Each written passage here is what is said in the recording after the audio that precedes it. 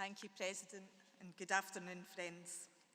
And on behalf of the kindred organisations, can I thank you for this opportunity to address your AGM today and to bring a message of support and solidarity from the wider trade union movement to this Congress after what has been another extremely challenging year for EIS members and for all workers.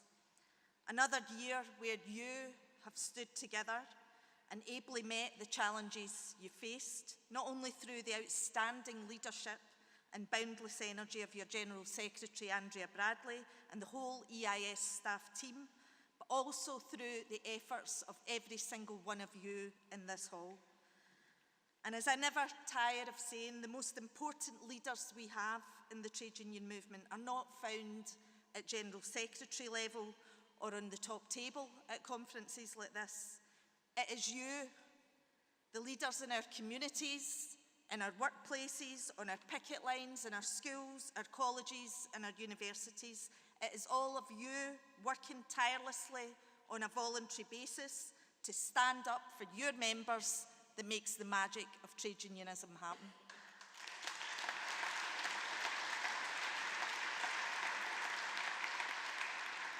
Your efforts ensure that the EIS is a force to be reckoned with.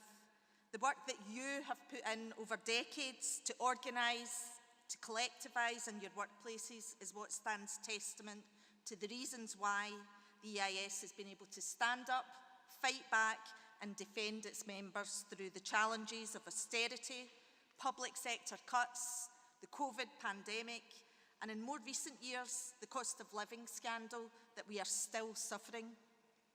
You're the reason why, when your General Secretary, Andrea Bradley, speaks, the government listens, because they know that not listening has consequences. And yes, the EIS is an institution that carries weight. It has a first-class reputation for being the preeminent voice of educational professionals. It has a long and proud history of being Scotland's largest and one of the one's oldest teaching unions. But while that might get you in the door, we all know that it's your collective power as workers that shifts the dial for the decision makers. And being highly organised in every single workplace, being strike and ballot ready is the key to exercising that power. And if there's one thing that I know to be true, it's that when workers come together and fight back, workers can and do win.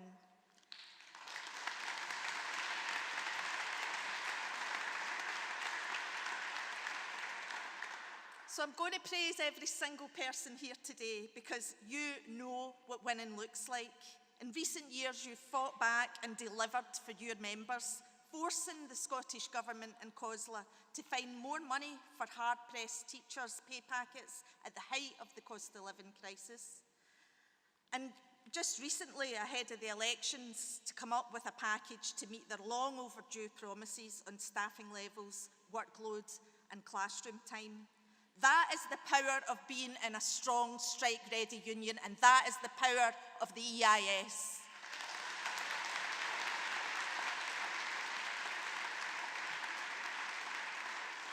And in further education too, I've been really humbled to see the brave actions fought to defend pay, conditions and jobs in a sector that remains in an unsustainable financial meltdown.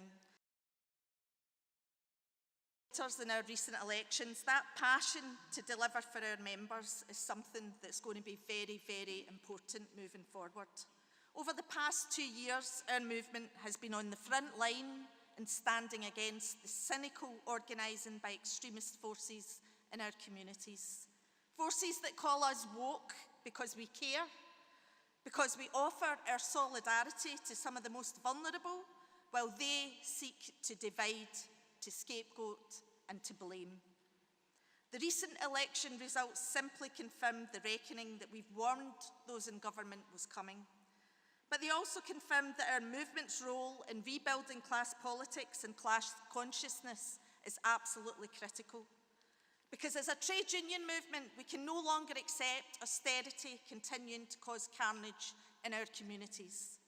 We must address the current situation where far too many working people feel betrayed and forgotten by the political class. And our central message to our governments at this time is workers, ordinary workers, are crying out for some security. And it needs to be your job to ensure that your manifesto promises are a starting point for building the security that our members deserve. Because every cut made, every promise broken, every scandal that takes place kills off people's hope and trust in the political process. It poisons our democracy, and it's a gift to the populist far right. And the poison of Farage and his cronies has been able to spread only because people are rightly sick and tired of our governments failing to deliver. So we need to start seeing some proof that they're willing to fight our corner. That means delivering secure, unionised work that tackles the cost of living scandal. It means delivering wages that pay our bills and gives families the decency of decent living standards. And it means fully delivering on the Employment Rights Act so that we can get on with organising in workplaces and making our rights real. Because when workers rise, inequality falls. And we know there's more than enough wealth in our economy to pay for these demands. It's just concentrated in the wrong places. And in the period ahead, we need to send that message out really clearly that working people are no longer going to tolerate a tax system that means the poorest 10% pay proportionately more than the richest 10%. We will no longer tolerate our governments dodging the radical questions on public ownership, on tax, on wealth and on income. In Scotland, the regressive council tax has become the absolute symbol of the broken promises of the political class. It's the noose around the neck of local government that fails to raise enough to fix our roads, to stop our schools from crumbling, or to rebuild the vital local services that people so desperately need. And that's why the STUC has asked all progressive parties in the newly elected Parliament to join us to explore how we can replace the council tax with a system that works, a system that will ensure those with the broadest shoulders pay more, so that we can build sustainable public services based on the values of social and economic security. And let's be under no illusions, we are in dangerous times, with a worsening international situation where the world turns on the whims of a deranged US president, and with huge living and energy costs impacts that are coming towards us and unfolding.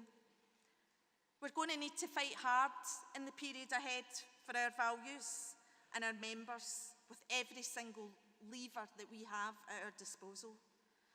So in concluding, friends, my message is this. Trade unions are the organised expression of working class control. We are the people on the ground, together, deciding that our voices matter, that our communities deserve better, and that our labour has real value.